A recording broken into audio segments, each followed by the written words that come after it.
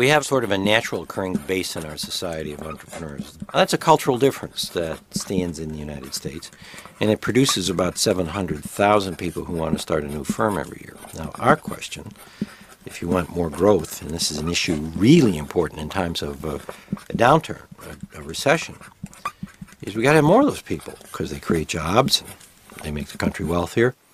How do you get them? No one has ever probed that idea before. So the Kauffman Foundation is taking it as a challenge. We have an idea that we should democratize the process of entrepreneurship, make it look easier and be easier for people to go pursue. Όπα, τι είπε ο άνθρωπος? Πάμε πίσω, πάμε πίσω. We have an idea that we should democratize the process of entrepreneurship, make it look easier and be easier for people to go pursue. Άραγε μπορεί αυτό να γίνει πραγματικότητα, να εκδημοκρατήσουμε την επιχειρηματικότητα? Μα γίνεται αυτό. Και το λέει το Kauffman Foundation, ο οργανισμός που συμβουλεύει την Αμερικανική κυβέρνηση για την επιχειρηματικότητα. Για να δούμε, γιατί κάτι έχουμε σκεφτεί. Στην Ελλάδα έχουμε το Starting Up, ένα πολύ διαφορετικό διαγωνισμό καινοτομίας που τον διοργανώνει το Κέντρο Προώθησης Νεανικής Επιχειρηματικότητας και Τεχνολογίας. Στο πλαίσιο του διαγωνισμού θα εφαρμοστεί για πρώτη φορά μια νέα ιδέα. Σε συνεργασία με την Ομοσπονδία Ελληνικών Συνδέσμων Νέων Επιχειρηματιών που το προτείνει, θα κάνουμε ένα πανελλαδικό πείραμα. Θα δοκιμάσουμε το IDEA Framework. Το IDEA σκοπεύει να κάνει πράξη τον εκδημοκρατισμό της επιχειρηματικότητας. Όχι μόνο στην Ελλάδα, αλλά και σε όλο τον κόσμο. Πώς? Μα μέσω του crowdsourcing. Όχι του crowdfunding, μην μπερδεύεστε, αλλά του crowdsourcing, δηλαδή στα ελληνικά του πληθοπορισμού. Για να δούμε όμως πώς. Αυτή είναι η Μαρία. Γεια σου Μαρία! Είναι γραφίστρια με πολλές ιδέες, αλλά δυστυχώς άνεργη. Η κρίση βλέπετε. Αυτός είναι ο Γιώργος. Γεια σου Γιώργο! Ικανός business developer και ασφαλιστής από ανάγκη. Άνεργος κι αυτός, αλλά ανήσυχο πνεύμα. Ψάχνει για ευκαιρίες. Να και ο Πάνος, εξαιρετικός σύμβουλος επιχειρήσεων με μεγάλη εμπειρία. Δυστυχώς όμως οι πελάτες του πλέον είναι δυσέβρετοι. Ο Δημήτρης, διευθύνων σύμβουλος σε μεγάλη βιομηχανία, θέλει να βοηθήσει νέα παιδιά με την εμπειρία και τις γνώσεις του εθελοντικά. Ο Πέτρος είναι ένας αυτοδημιούργητος επιχειρηματίας που ψάχνει να επενδύσει σε νέες ιδέες. Δεν είναι μόνοι τους, υπάρχουν πολλοί ανάμεσά μας με τα ίδια χαρακτηριστικά και τις ίδιες ανησυχίες. Η Μαρία είναι προβληματισμένη, όλα μοιάζουν δύσκολα. Το παλεύει όμως. Μαθαίνει στο Facebook για ένα νέο διαγωνισμό, το Starting Up. Κάνει εγγραφή στην πλατφόρμα, καταθέτει και κατοχυρώνει την ιδέα της. Όπως η Μαρία, έτσι και πολλοί άλλοι από όλη την Ελλάδα εγγράφονται στο startingup.gr και καταθέτουν τις ιδέες τους στην πλατφόρμα. Ο Γιώργος που σκέφτεται επιχειρηματικά βλέπει μια διαφήμιση του Starting Up στο LinkedIn και αποφασίζει να προσπαθήσει κι αυτός. Εκεί μπορεί να δει ιδέες από όλη την Ελλάδα και να τις αξιολογήσει μαζί με πολλούς άλλους σαν κι αυτόν. Μπορούν ακόμα και να ψηφίσουν την πιο ενδιαφέρουσα, με κριτήριο την ιδέα στην οποία θα ήθελαν να εμπλακούν επιχειρηματικά και να ρισκάρουν το χρόνο τους. Οι ιδέες με τις περισσότερες ψήφους περνούν στην επόμενη φάση. Ο Πάνος έχει δηλώσει και αυτό συμμετοχή στην πλατφόρμα, θέλοντας να προσφέρει τις υπηρεσίες του στην ανάπτυξη νέων ιδεών. Τελικά δέχεται ένα τηλεφώνημα από την ομάδα του Starting Up και του ανατίθεται να βοηθήσει τη Μαρία να βελτιώσει την πρότασή της. Ο Πάνος και η Μαρία συναντιούνται σε ένα co-working space για να δουλέψουν πάνω στην ιδέα. Λίγες μέρες αργότερα ανεβάζουν τη βελτιωμένη και επεξεργασμένη ιδέα στην πλατφόρμα του Starting Up. Στην πλατφόρμα, ο Γιώργος και οι άλλοι business developers μπορούν να αξιολογήσουν τις βελτιωμένες ιδέες και να επιλέξουν με ποια θα ήθελαν να δεσμευτούν και να συνεργαστούν. Μπορούν να επιλέξουν μόνο μία. Οι ιδέες με τις περισσότερες ψήφους περνούν στην επόμενη φάση. Τέλεια νέα! Η Μαρία μαθαίνει πως έχει επιλεγεί η ιδέα της και περνάει στην τελική φάση. Επίσης βλέπει ποιοι developers την ψήφισαν. Μέχρι εδώ όλοι αξιολογούσαν τη Μαρία. Τώρα ήρθε η σειρά της να επιλέξει. Πρωτότυπο, Έχει και συνέχεια. Αξιολογεί αυτούς που την επέλεξαν ως δυνητικούς συνεταίρους της, διαβάζοντας τα βιογραφικά τους στο LinkedIn και επιλέγει κάποιους. Λίγες μέρες αργότερα, η Μαρία και οι business developers που επέλεξε συναντιούνται στο συνεργατικό χώρο με σκοπό να γνωριστούν. Στην ομάδα έρχεται και ο Δημήτρης, που με τη σειρά του θα βοηθήσει τη Μαρία μέσα από τη γνωριμία και τη συνεργασία να αποφασίσει με ποιον από τους δύο τελικά θα συνεργαστεί. Στόχος όλων είναι να ετοιμάσουν ένα πρώτο συνοπτικό business plan. Η Μαρία έχει αποφασίσει. Η ιδέα της θα προχωρήσει καλύτερα με τον Γιώργο.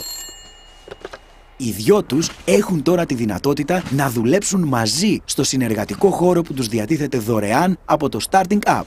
Οι επενδυτές έχουν ήδη λάβει τα συνοπτικά business plans των επιχειρηματικών ιδεών. Ήρθε η ώρα να γνωρίσουν από κοντά και τις ομάδες. Η Μαρία και ο Γιώργος, όπως και οι υπόλοιποι διαγωνιζόμενοι, παρουσιάζουν τις ιδέες τους. Ο Πέτρος μπορεί να επενδύσει στην ιδέα της επιλογής του με το εικονικό κεφάλαιο που έχει στα χέρια του μέσω του Starting Up. Γιατί όχι και στην ιδέα της Μαρίας. Ο διαγωνισμός τελείωσε. Οι επενδυτές καταθέτουν τις επιλογές τους και η ομάδα της Μαρίας που μάζεψε τα περισσότερα κεφάλαια ανακοινώνεται στο κοινό ως νικήτρια. Όπα, μη βιάζεστε. Τώρα είναι χαρούμενοι μόνο οι νικητές. Το Starting Up όμως δεν είναι απλά ένας ακόμα διαγωνισμός καινοτομίας. Μην το ξεχνάμε. Κάναμε ένα πείραμα που στόχο έχει να αποδείξει πως είναι εφικτό να εκδημοκρατήσουμε την επιχειρηματικότητα, δηλαδή να δώσουμε ευκαιρίες σε πολλές Μαρίες και Γιώργους, έτσι ώστε να τους κάνουμε όλους χαρούμενους. Για να δούμε. Σήμερα η Μαρία και ο Γιώργος, αν δεν έχουν τα χρήματα για να υλοποιήσουν τις ιδέες τους, έχουν μόνο ένα δρόμο: να πάρουν επιδότηση από το δημόσιο. Για να γίνει αυτό, θα πρέπει να έχουν τουλάχιστον τα μισά χρήματα της επένδυσης ή να έχουν αποδείξεις προηγούμενης επιτυχημένης επιχειρηματικής δράσης για να τα δανειστούν. Αλλά αν η Μαρία και ο Γιώργος δεν έχουν χρήματα ή δεν είναι φτασμένοι επιχειρηματίες, τότε τι κάνουν? Τότε βρίσκουν τον Πέτρο, που συμμετέχει με 20 εκατομμύρια ευρώ σε μια εταιρεία κεφαλαίου επενδυτικών συμμετοχών, δηλαδή ένα Venture Capital Fund, το οποίο έχει ειδικούς που πρώτα αξιολογούν και μετά επενδύουν σε νέες επιχειρηματικές ιδέες. Το δημόσιο, θέλοντας να βοηθήσει τη Μαρία και τον Γιώργο, χρηματοδοτεί την εταιρεία αυτή κατά 70%, δηλαδή με 50 εκατομμύρια ευρώ. Έτσι, συν τα 20 του Πέτρου, έχουμε 70 εκατομμύρια ευρώ διαθέσιμα. Ας δούμε όμως πώς λειτουργεί αυτή η εταιρεία. Η Μαρία και οι άλλοι νέοι επιχειρηματίες καταθέτουν τις ιδέες τους και το venture capital του Πέτρου με τους ειδικούς του πρώτα αξιολογεί και μετά χρηματοδοτεί και βοηθά κάποιες από αυτές. Όμως, ο Πέτρος έχει ένα περιορισμό. Για να είναι βιώσιμο το venture capital fund του, πρέπει να καλύπτει τα λειτουργικά του έξοδα, όπως και τις αμοιβές των ειδικών που απασχολεί. Για κάθε ιδέα λοιπόν που δοκιμάζει, έχει ένα υψηλό ανελαστικό διαχειριστικό κόστος, που τελικά τον περιορίζει στο να κάνει πολλές και μικρές επενδύσεις. Έτσι, για το κεφάλαιο των 70 εκατομμυρίων ευρώ, του βγαίνουν περίπου 60 ευκαιρίες για να δοκιμάσει ιδέες σε 3 χρόνια. Βάσει στατιστικών, τελικά μόνο οι 6 από αυτές θα επιβιώσουν και θα του αποφέρουν κέρδος. Επιπλέον, με τόσο λίγες ευκαιρίες, είναι αναγκασμένος να βρει ιδέες που, αν πετύχουν, θα πρέπει να κάνουν τζίρους της τάξης των δεκάδων εκατομμυρίων ευρώ μέσα στην πρώτη πενταετία τους. Μα με μόνο 60 ευκαιρίες για επένδυση που έχει ο Πέτρος, η Μαρία και ο Γιώργος, έχουν ελάχιστες πιθανότητες να βοηθηθούν. Και ειδικά αν μιλάμε για ιδέες δεκάδων εκατομμυρίων ευρώ, τότε δεν έχουν απολύτως καμία ελπίδα. Για να δούμε. Γιατί εδώ συζητάμε για τον εκδημοκρατισμό της επιχειρηματικότητας. Ο Πέτρος και η επενδυτική του εταιρεία, το βασικό έργο που επιτελούν είναι να αξιολογούν, να χρηματοδοτούν και να βοηθούν τις ιδέες να εξελιχθούν. Για να το κάνουν όμως αυτό, χρησιμοποιούν κατά 70% τη δημόσια χρηματοδότηση που προέρχεται από την κάθε Μαρία και τον κάθε Γιώργο αυτής της χώρας. Μήπως μπορούμε με την ίδια δημόσια επένδυση των 50 εκατομμυρίων ευρώ να κάνουμε και τη Μαρία με τον Γιώργο χαρούμενους, αλλά και να λύσουμε τους περιορισμούς του Πέτρου? Δηλαδή να πετύχουμε να κάνουμε τις 60 ευκαιρίες 600, κατεβάζοντας επιπλέον τον πύχη τζίρου στόχου από τα δεκάδες εκατομμύρια σε πιο αληθινά μεγέθη. Πετυχαίνοντας όμως ταυτόχρονα να δώσουμε στον Πέτρο και σε κάθε Πέτρο από την Ελλάδα και το εξωτερικό τη δυνατότητα να επενδύει σε πιο ώριμες ιδέες με πολλαπλάσιες πιθανότητες επιτυχίας από ό,τι είχε μέχρι σήμερα.